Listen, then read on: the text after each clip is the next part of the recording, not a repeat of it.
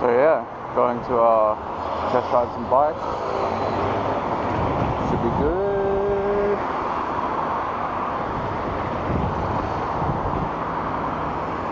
Pretty ready to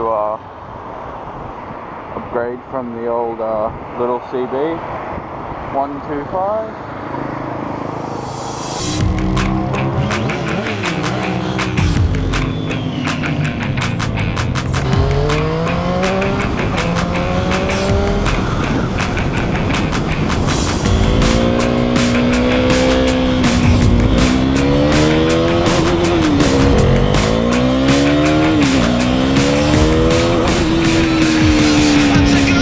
I don't feel like I'm on anything, it's just like, oi!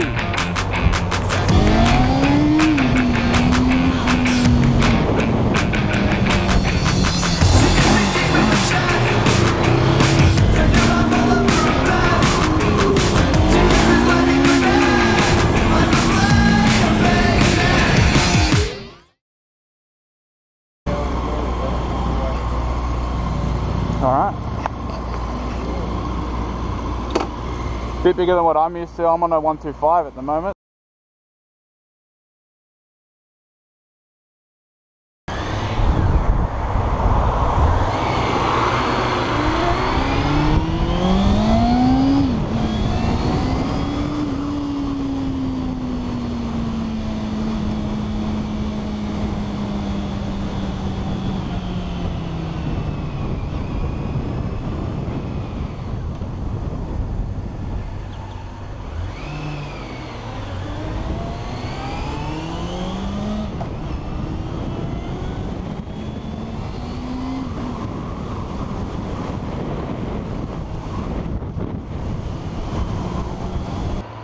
It is the smoothest thing I've ever been on by an insane amount.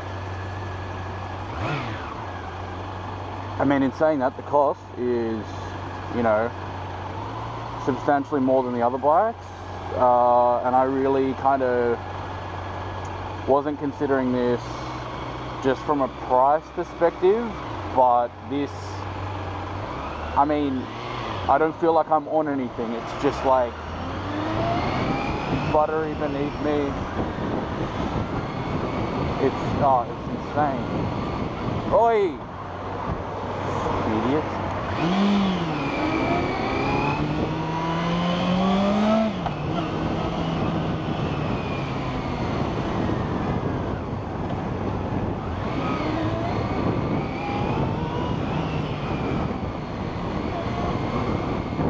Kind of want to get a bit of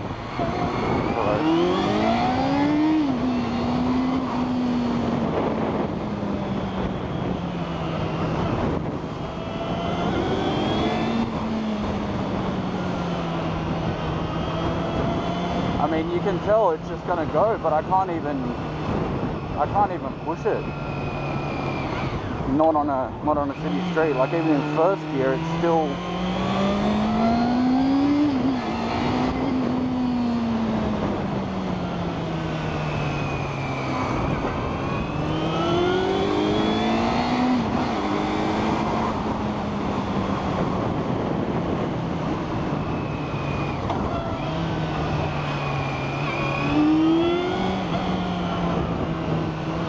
This is fucking crazy nice.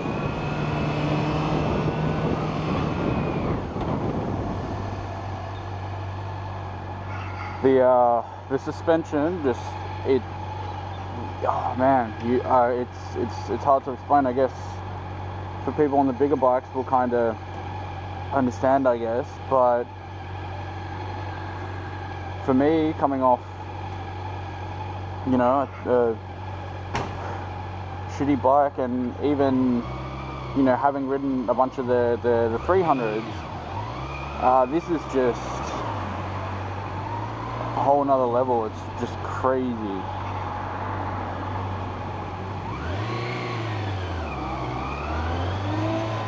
I mean, I guess the engine feels a little bit weak, but it's not too bad. Just in terms of the pull, but I guess that's something that comes with a 4-cylinder, and I can't really push the VTEC to try it out, I guess. I mean, as well, it is pretty much a new bike, 22 Ks on it, so hasn't been worn in. Guys said the tyres look brand new, so, you know, got to be careful. That brakes are still going to be a bit stiff, but they're so smooth, it's crazy. Horn is a weird position for me. I keep on having to look.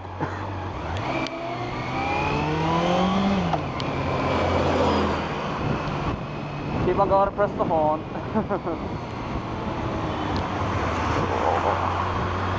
I just want to be careful on these tires. Alright, here we go.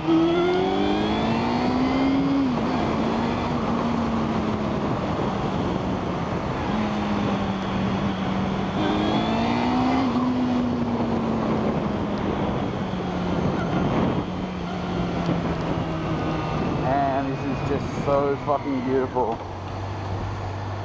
I mean, last time I went for some test rides, going back onto my bike is just it's a little depressing, to be honest.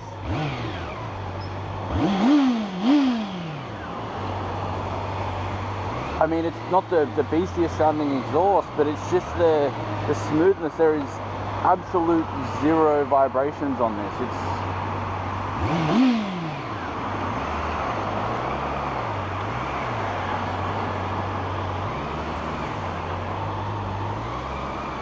bit of a cheeky there.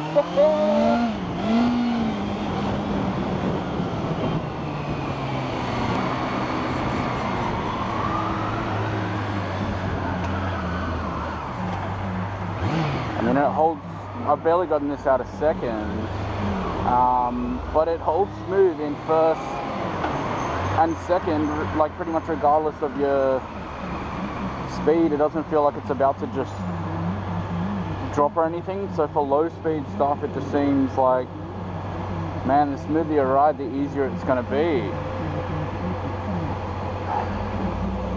I'm just really upset that it's this expensive, because otherwise this bike would be a no-brainer, I guess.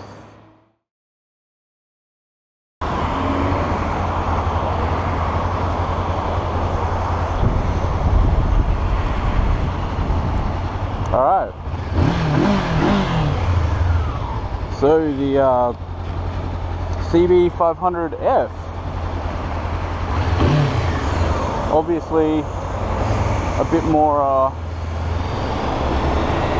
well, power in terms of displacement, but and in a V-twin configuration, not a 4.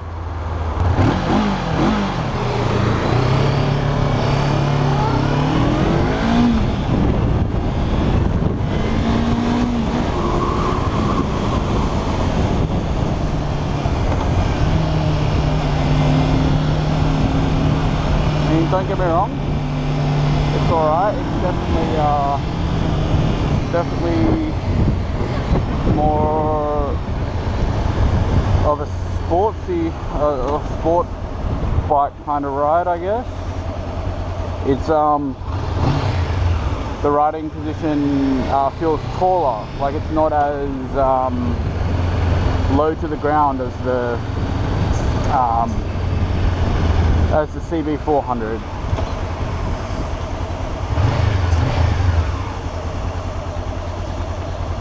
It's not bad though. First things first. I mean, the suspension is pretty nice. Brakes seem good.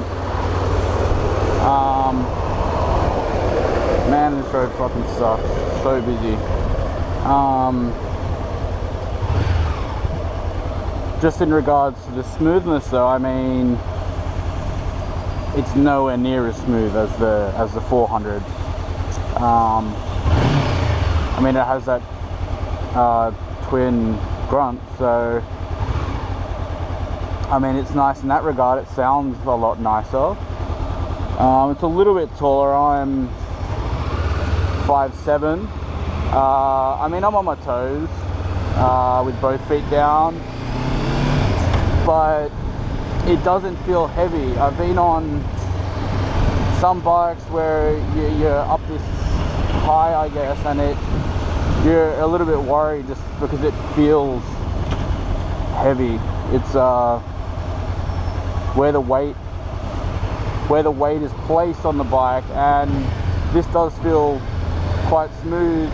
In terms of low speed, like I don't think I've left. No, I got into second gear, but at the low speeds, I mean, you really go a little bit low and it sort of just cuts out. We'll give it a go here. Yeah, it's definitely, as they say, more punchy, but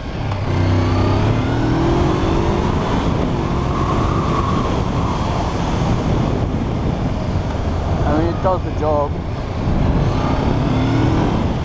This throttle response is actually quite nice.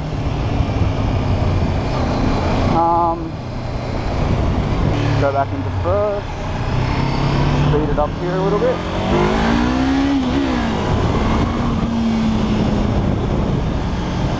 Yeah, man, that it's definitely more punchy in first gear than what the 400 is.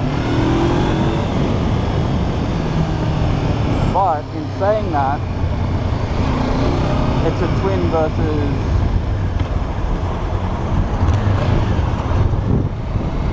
twin versus a 4-cylinder, so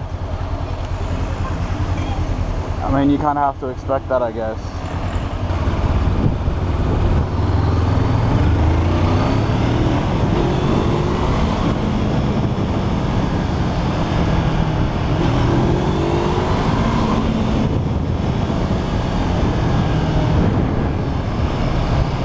It's quite nice though, and it is still buttery. It's just not as buttery.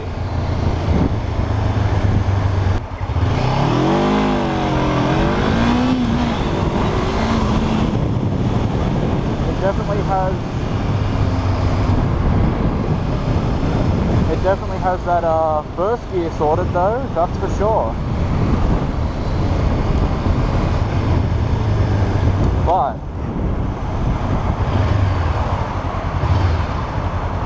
something about it, it's not necessarily different enough from the 300s. I guess it has a little bit more, but I mean, then I'd be looking at maybe a sports, like one of the R's instead of the nakeds, I guess, the 600s. But then you're approaching non-LAMS territory, so I'm not sure how I feel about this one.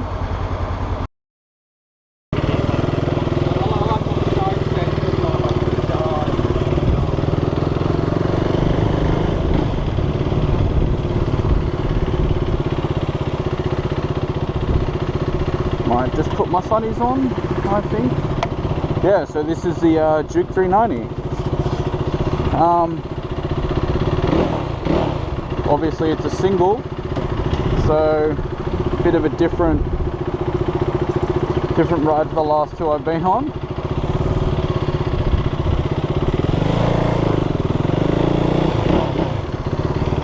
It's definitely a nice sounding exhaust, but it, you know, it's quite obviously a thumper. And as soon as you roll off that throttle, it's going to fucking drop off instantly. Your dick is gonna get smashed against the tank. 100%, I can guarantee.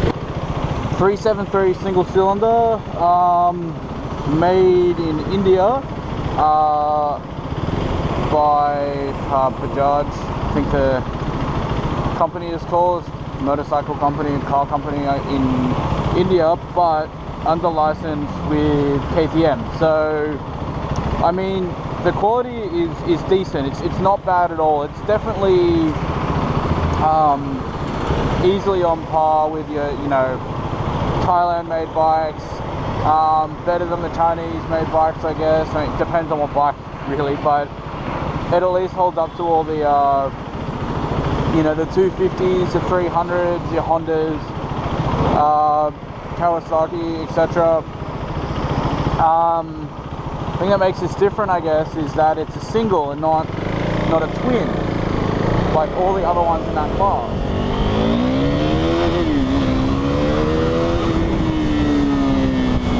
That shit will fucking pull like crazy.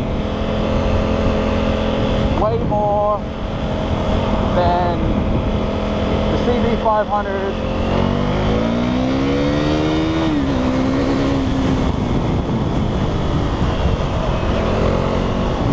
And it's clickable as. Talking about the seating position, it's upright, but compared to a lot of the other sort of naked class bikes, it's not completely upright. It's almost like you're angled down, but with your feet back. So your body is in a straight position. It's just your feet are pushed further back than what you would be used to on a lot of the other naked bikes, commuter bikes, I guess, really. I mean, that's what you want. You want to be comfortable, but this almost seems uncomfortable for that reason. But in terms of the handling,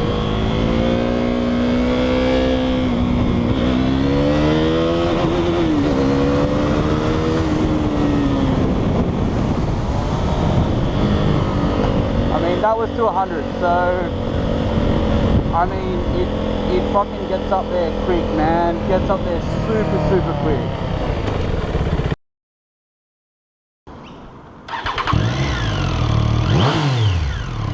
You just see how fast the revs kick up on this. It's pretty full on, so I guess I got to be careful. The mirrors on this kind of shitty. I really like the CB400. I think coming off a CB125, that's definitely part of it.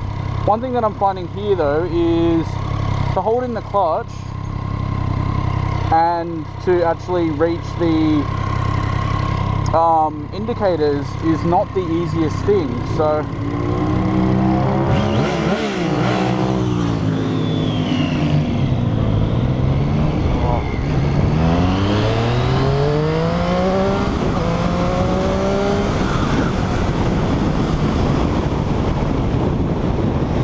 first gear, I won't change out.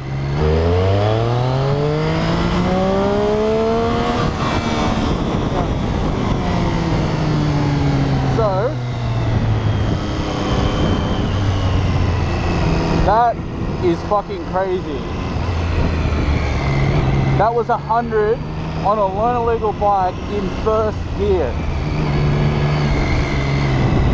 I think one thing, I guess, is low speeds.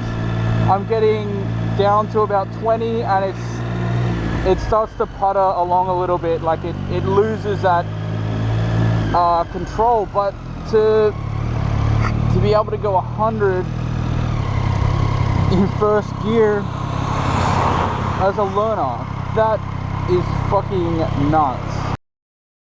Much better commuter than the Street Triple, than the Duke, then even the, I'm pretty sure that's the guy at the start of the video. I'll put it up if it is. That's the same guy that I saw a few suburbs away, so that's kind of fucking funny. So in conclusion, these test rides, all these bikes have good and bad points. They're all considered, I guess, the more premium level of LAMS bikes. Price and quality / performance.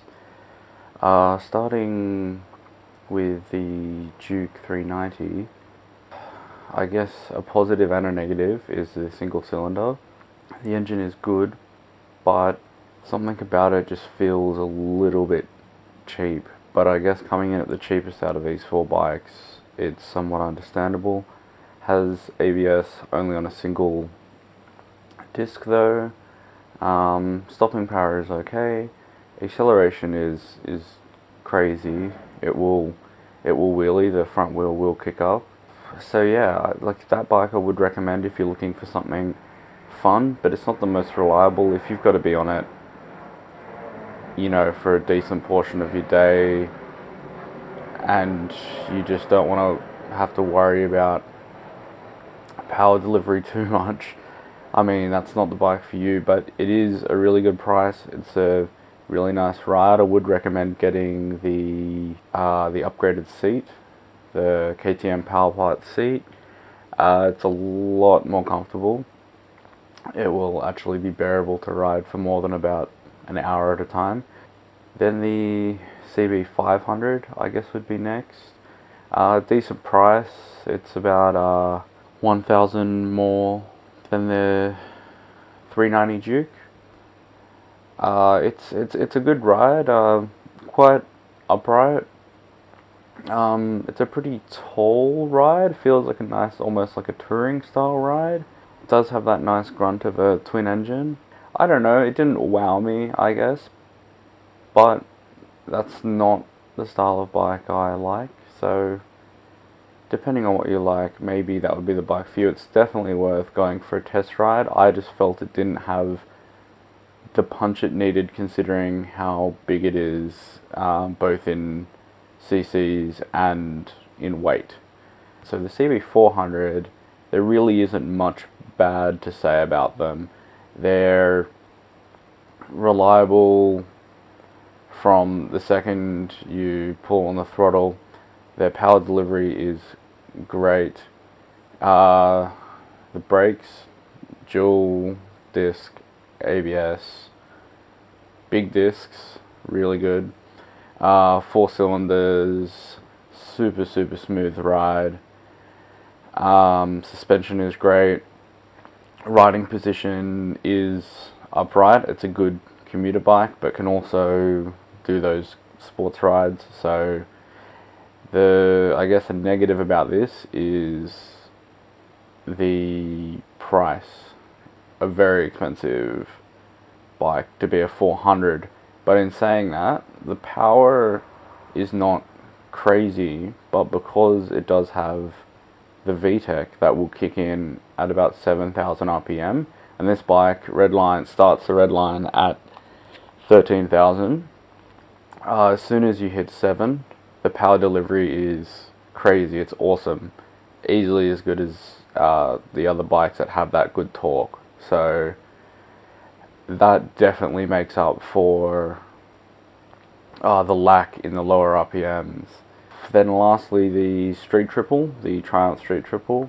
If you're looking for, I'd say, the most powerful LAMS bike, A2 license bike, pretty sure it comes under A2, but definitely the LAMS in Australia, to learn on. I don't know if I would recommend it as a first bike, because that much power in a completely new beginner's hands might be a problem, to be honest. It's quite ridiculous, but in saying that, it's quite light. It's a decent ride. I don't even know if I'd recommend it for commuting, because you would never get it out of first gear, really. Like, it's geared quite well. Not as smooth a ride as the CB400. It's slightly more aggressively stanced, like a sports bike. Suspension is okay, but you know, it definitely geared more towards a sports bike, even though it's a naked. And that is the most expensive out of all 4 of the bikes, coming in at around 14,000 brand new in Australia. Yeah, I guess I could recommend that to somebody looking for a powerful sports bike, but maybe get something a little bit less powerful to start with, and then go take that for a test ride. For me, in conclusion, I'd have to say the standout bike of these 4 is the CB400. It just does everything really well. Doesn't do everything the best out of all of them, but it covers all categories. You could commute on it, you could you could do a track day on it if you wanted. It does have that power, that above 7,000 RPM just really kicks in. I mean, around the city streets you aren't going to be using that, but get out onto a twisty road, I mean, it handles fantastically. I guess that's it. If you guys have any questions, feel free to leave them in the comments, and I'll be uploading more videos soon. I've just picked up a new mic, so audio quality will be much better from now on, and I'm sure my next video will be a bike reveal / first ride / review. So thanks guys, subscribe, I guess.